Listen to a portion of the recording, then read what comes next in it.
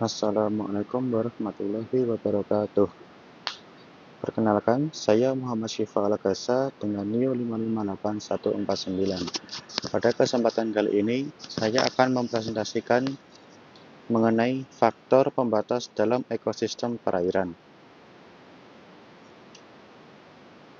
Pada dasarnya, ekosistem perairan, baik itu danau, sungai, waduk, rawa maupun laut, sangat bergantung pada kondisi fisik, kimia, dan biologisnya.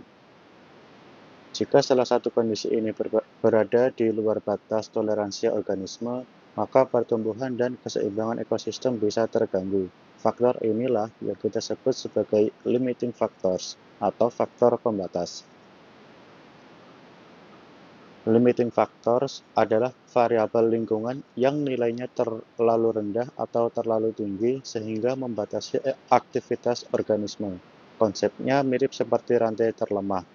Meskipun faktor lainnya baik, satu faktor yang buruk saja sudah bisa membatasi seluruh proses kehidupan di ekosistem tersebut. Secara umum, faktor pembatas dalam ekosistem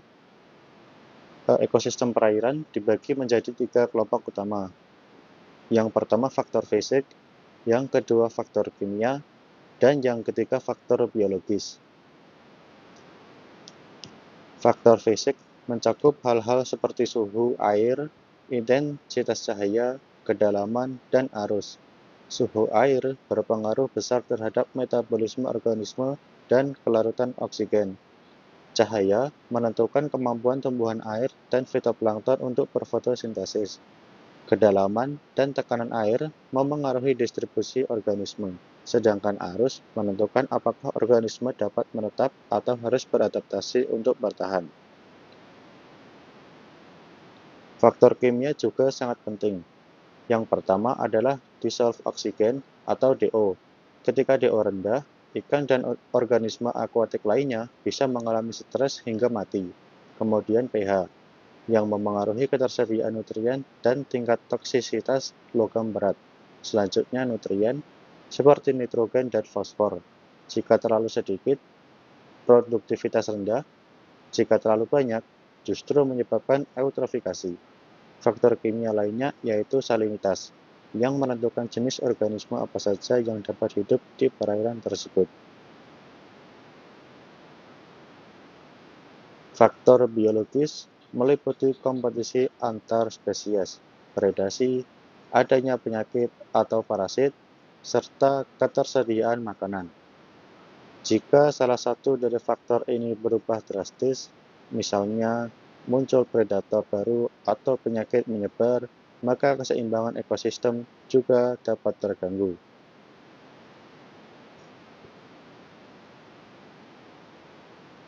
Beberapa contoh dampak dari faktor pembatas misalnya, pertama, suhu yang terlalu tinggi dapat menurunkan DO sehingga ikan menjadi stres atau mati. Kedua, nutrien yang berlebihan memicu eutrofikasi, yang berujung pada kondisi hipoksia atau kekurangan oksigen. Ketiga, pH ekstrim dapat membuat logam berat menjadi lebih toksik bagi organisme. Dan keempat, arus yang terlalu cepat dapat merusak habitat, terutama untuk larva atau benih ikan yang mudah tersapu. Sebagai contoh sederhana, misalkan sebuah danau mengalami peningkatan kekeruhan akibat erosi. Akibatnya, cahaya yang masuk berkurang, sehingga fotosintesis menurun. Suhu permukaan danau naik, lalu DO menurun, sehingga ikan sensitif mulai mati. Ditambah lagi jika ada peningkatan nutrien dari pemukiman, maka blooming alga bisa terjadi dan menyebabkan hipoksia. Contoh ini menunjukkan bahwa faktor-faktor pembatas saling berkaitan dan dapat memperburuk satu sama lain. Dengan memahami faktor pembatas, kita dapat membuat strategi pengelolaan perairan yang lebih baik, misalnya aerasi untuk meningkatkan DO, pengendalian limbah untuk mengurangi nutrien, atau restorasi vegetasi di daerah tangkapan air.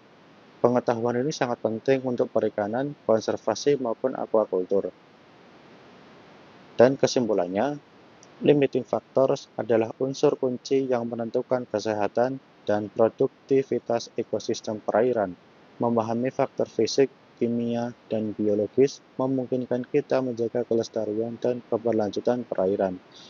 Sekian presentasi dari saya, kurang lebihnya mohon maaf. Terima kasih. Wassalamualaikum warahmatullahi wabarakatuh.